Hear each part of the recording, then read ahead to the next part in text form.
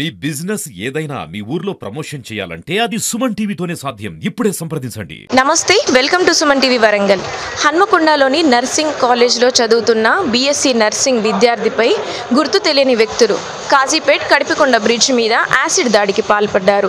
తీవ్రంగా గాయపడ్డ యువతిని ఎంజెం హాస్పిటల్లో అడ్మిట్ చేసి వైద్యులు వైద్యాన్ని అందిస్తున్నారు.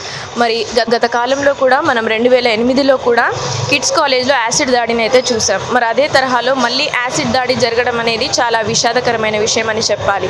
మరి ప్రస్తుతం అయితే మనం ఎంజెం హాస్పిటల్కి అయితే మరి వైద్యం అందిస్తున్నారు ప్రజెంట్ అయితే. మరి అలా యువతి తల్లిదండ్రులు కూడా మనతో ఉన్నారు. ఒకసారి అయితే వాళ్ళతో మాట్లాడే ప్రయత్నం చేద్దాం రండి. ప్రస్తుతం మనతో వాళ్ళ తల్లిగారు అయితే ఉన్నారు. ఒకసారి వారిని అడిగే ప్రయత్నం అయితే చేద్దాం. అమ్మ చెప్పండి, నిన్న ఏ టైంకి జరిగింది? మీకు ఎన్ని గంటలకు ఫోన్ చేసింది?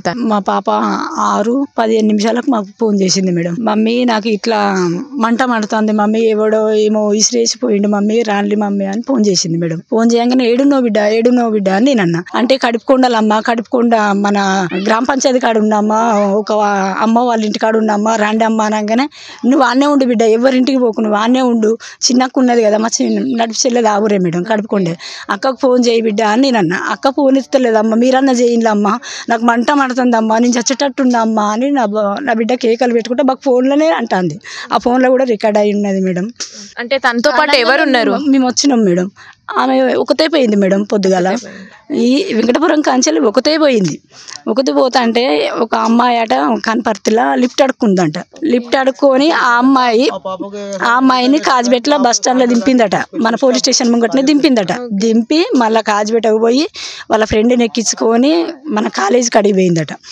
ఈ నుంచి ఇద్దరు పోయిండ్రు, ఆ నుంచి ఇద్దరు వచ్చిండ్రు, నలుగురు వీళ్ళు క్లోజ్ ఫ్రెండ్స్. కాలేజీలే 4:30 అయిందట మేడం.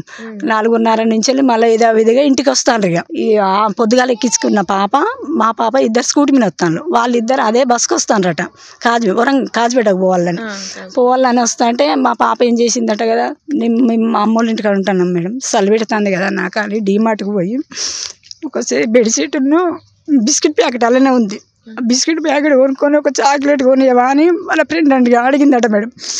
అని 3 కొనుక్కున్నదట. కనీసం 15 నిమిషాలే ఉన్నారట మేడం.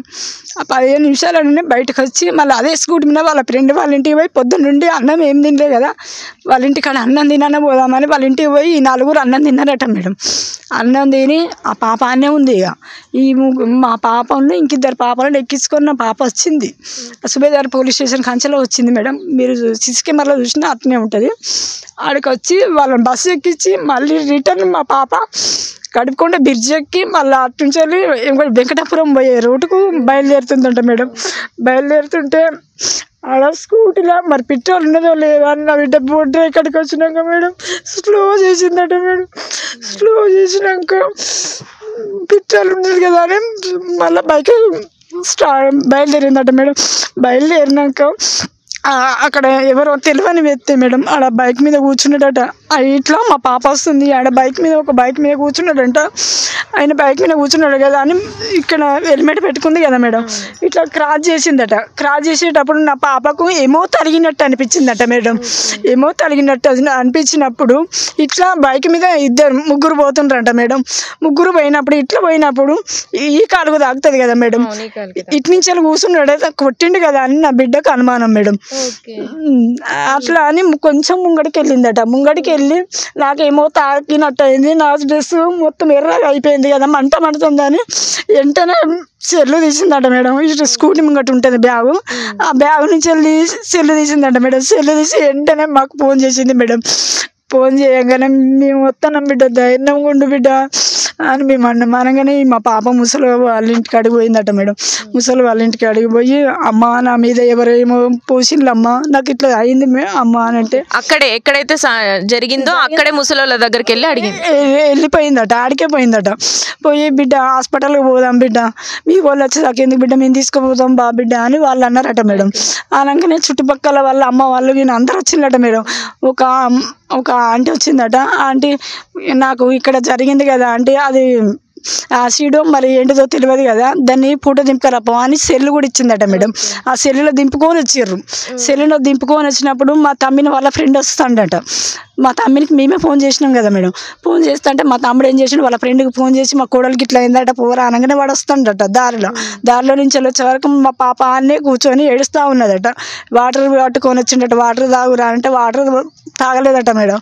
ఈ మంటకు భరించలేక నా బిడ్డ నీళ్లు చల్లుకున్నదంట. కాళ్ళ మీద నీళ్ళు చల్లుకొని మా మనమడు అవుతాడు మేడం. ఆయన ఆ మనమడు ఆ బాటిల్ పట్టుకొని వచ్చి ఇక్కడ పెట్టిండు మేడం, చెప్పుల కాడ పెట్టి ఇక మేము పోయేదాకా అన్నే ఉన్నారు మేడం. మీరు వెళ్ళే వరకు వాళ్ళు అక్కడే ఉన్నారు. చుట్టుపక్కల వాళ్ళు మా మనమడు కూడా అన్నే ఉన్నాడు మేడం. నా బిడ్డ కేకలు పెడుతూ కొంచెం ముంగడికైతే అడవిలో చంపేసారో ఏం చేసారో మేడం. మరి ఎప్పుడైనా తను మీతో చెప్పేదా ఎవరితో అని ఇబ్బంది ఉందని? ఏం చెప్పలే మేడం. మా పాపకు అలాంటి అలవాట్లు లేవు మేడం. ఎవరన్నా చేస్తే కూడా ఆమె గద్దిస్తుంది వాళ్ళని.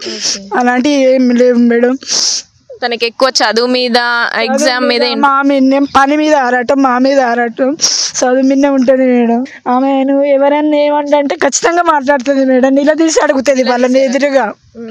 అంటే ఇప్పుడు మరి పోలీసులు ఏమన్నారు, ఎలా జరుగుతుంది అంటే ఇన్వెస్టిగేషన్? పోలీసులు అన్నారు కదా, వాళ్ళు కూడా మా కోసమే మాట్లాడిండు మేడం.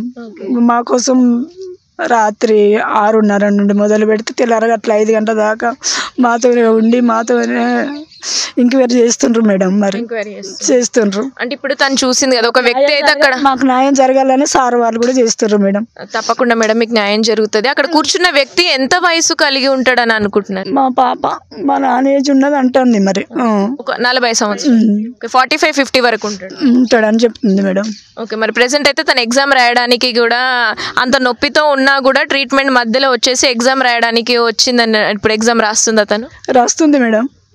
ఎగ్జామ్ రాయడానికి నేను ఎగ్జామ్ రాస్తా, నేను ఫెయిల్ అయితే మళ్ళీ నన్ను రానియరు కదా అమ్మ, నేను ఎగ్జామ్ రాస్తాము, నేను కష్టపడి ఫీజు కట్టుకున్నాం కదా అని ఎగ్జామ్కి వచ్చింది మేడం. సార్ మీకు ఎంతమంది పిల్లలు? 2 పాపలు మేడం. ఓకే, తిను 2 ఆమెనా?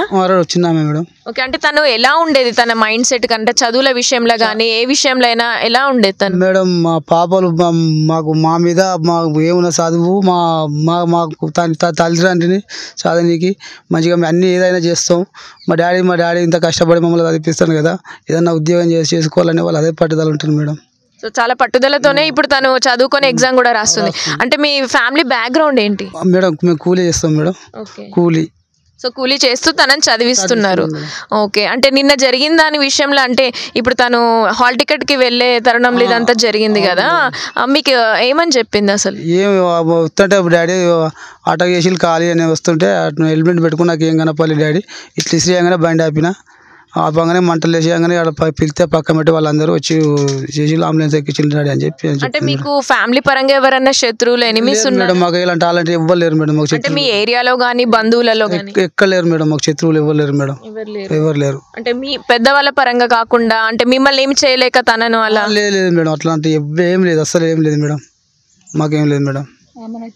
మొగరాడు లాగా పెంచుతున్నాం. మాకు 2 ఆడపిల్ల అయినా మాకు మగ పిల్లగాని లాగానే ఈమె అంత కష్టం చేస్తుంది, మమ్మల్ని కూడా అది చెప్తుంది. చదువు విషయంలో అయినా ఇంటి విషయంలో అయినా. అంటే మీరు ఏమనుకుంటున్నారు, అంటే అది కాలేజ్కి సంబంధించిన ప్రాంతం నుంచి వచ్చిన వ్యక్తి అనుకుంటున్నారా? ఇంటి దగ్గర నుంచి కాదు, కాలేజీ నుంచి కాదు మేడం, బయట నుంచి అది బయట జరిగింది విషయం కాదు అది మేడం.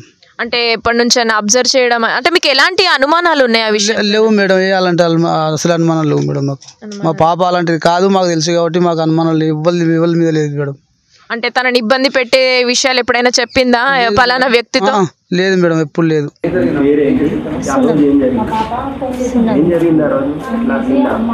నాకు నిన్న హాల్ టికెట్ ఇష్యూ చేసాను నా కాలేజ్లో.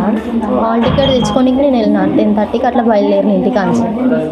బయలుదేరి కాలేజ్ దగ్గరికి వెళ్ళాక నా అసైన్మెంట్స్ ఇట్లా ఉండే అవన్నీ మేడంకి సబ్మిట్ చేసేసరికి నాకు 4:30 అట్లా అయింది. నా కాలేజ్లోనే 4:30 అట్లా అయింది. నా ఫ్రెండ్స్తో పాటు నేను నా స్కూటీ పైన మా ఫ్రెండ్ని ఎక్కించుకుని ఇంకో ఫ్రెండ్ని ఎక్కించుకొని డీమార్ట్కి వెళ్ళాం మేము, కాజీపేట డీమార్ట్.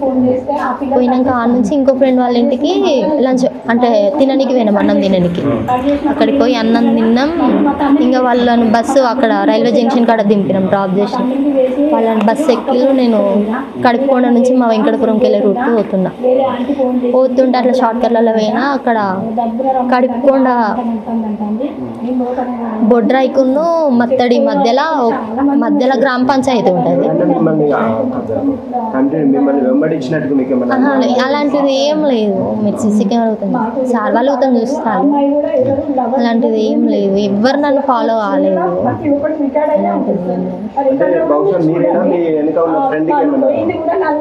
అలాంటి ఏం లేదు. వాళ్ళు కాజీపేటలో దిగిపోయి ఒక్కదాన్నే పోతుంది ఇంటికి.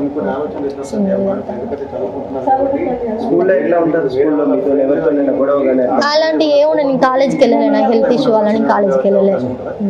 ఫస్ట్ సెమ్లో పోయినా కానీ సెకండ్ సెమ్లో పోయాను. హెల్మెట్ పెట్టుకున్నాను. అది ఇంకా నాకు తెలియదు. అది వాళ్ళు పర్టికులర్ ఏజ్లో ఎట్లా వేసినా మనకు తెలియదు కదా. లెఫ్ట్ కాల్ డ్రెస్ అంటే యాంకిల్ పైన పడింది. బ్యాక్ పైన ఇట్లా పడ్డది సార్ చూసి. డాక్టర్లు నాకు ఇంకేం చెప్పలేదు. సార్ వాళ్ళకి ఇట్లా చెప్పిల్లు.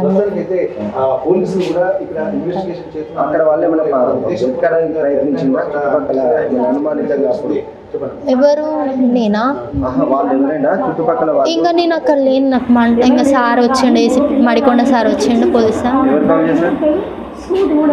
నేను డైల్ చేసిన, నన్ను వద్దన్నారు. అక్కడ వాళ్ళు వద్దు మా మీద కేసు అవుతుందని వాళ్ళు వద్దంటే కట్ చేసి మా వాళ్ళకి చెప్తే అక్కడ ఎవరో న్యూస్ రిపోర్టర్ వాళ్ళు ఎవరో చెప్పిల్లు సార్కి. సార్ ఇమీడియట్గా అంబులెన్స్ వచ్చింది. సార్ వచ్చిండు. సార్ నన్ను అంబులెన్స్ ఎక్కించిండు, పంపించిండు.